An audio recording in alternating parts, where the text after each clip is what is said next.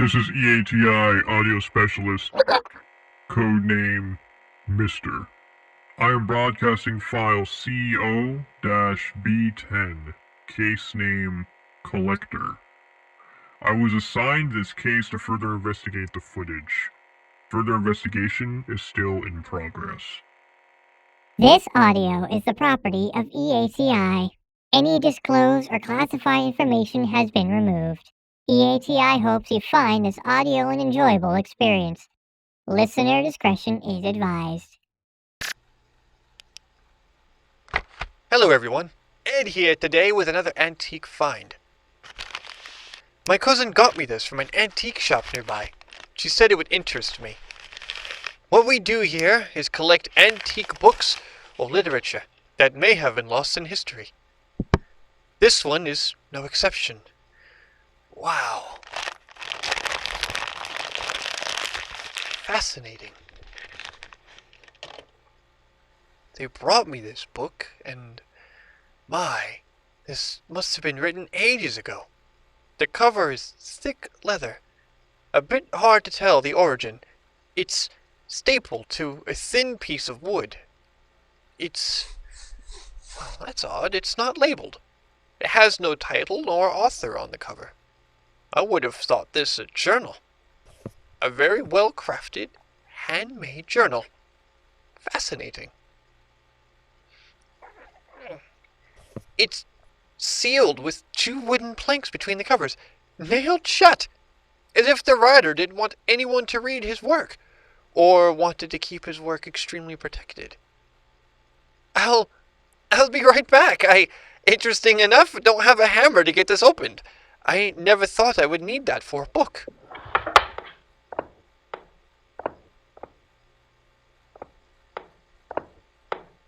All right, I have a hammer.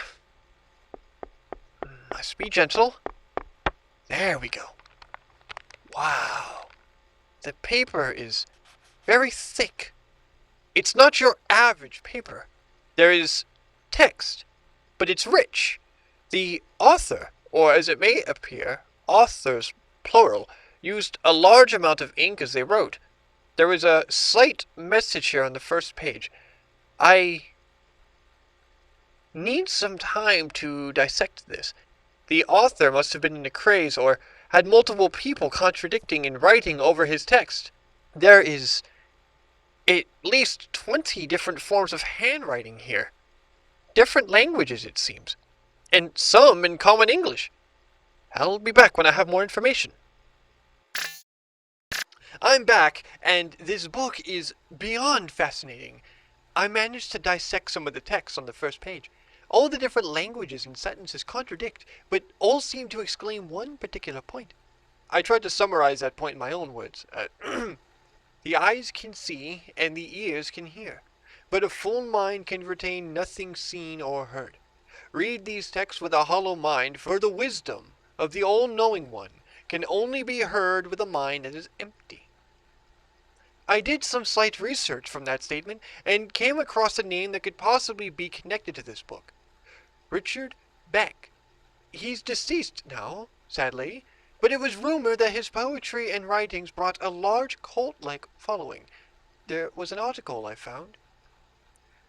Richard Beck, the estranged author known for his open-minded literature and interesting religious texts. There is a quote from him here. Many find my scriptures fake, or a form of folly.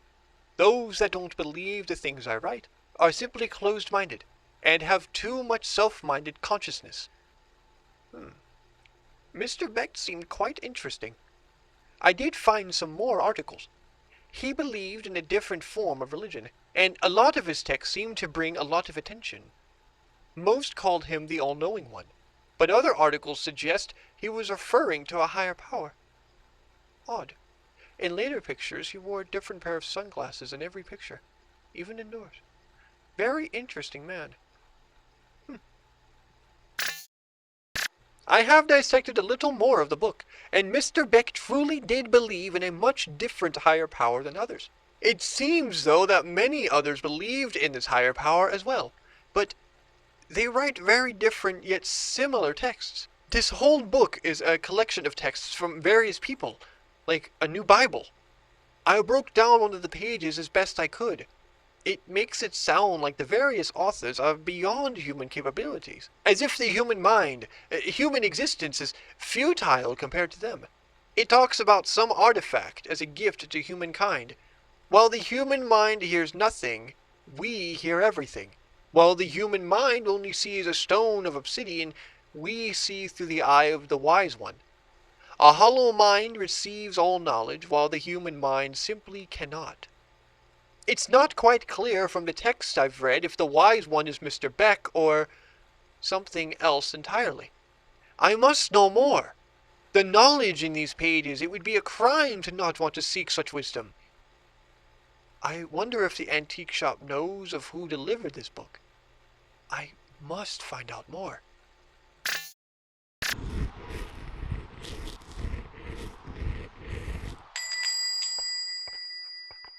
Hello. Hello there. How can I help you? This book. Do you know of its original owners? Oh dear. That book has brought some interesting folk to this shop. Of course I know of the original owners. They are swell people. Do you know how I might find them? Meet them? Well, I suppose for a price. How much? All of your fine belongings. Your watch, your money, everything but the clothes on your person. What? You expect me to... Dear, if you are seeking the hollow-minded, you won't be needing any of your belongings. They will be of no use to you. To meet them is to accept that your current life is no more, and you are now of a hollow mind, ready to accept the knowledge you will receive. This basket. They will be taken care of. Sold here in my shop for those who enjoy futile things. And then this address. That as well, dear. That especially must stay. They don't like being seen. What of my wife and my family? They are inconsequential, my dear. Nothing matters but the gift of wisdom, ain't that right, dear? Thank you. I must say quickly, I like your sunglasses.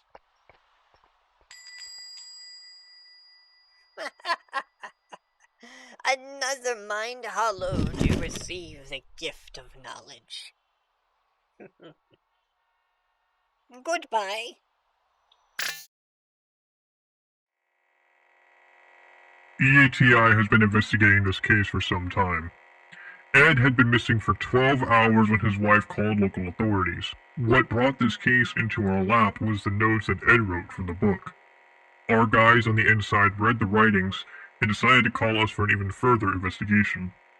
After checking the old lady's shop, it became clear to us that this investigation's tied to a much bigger story.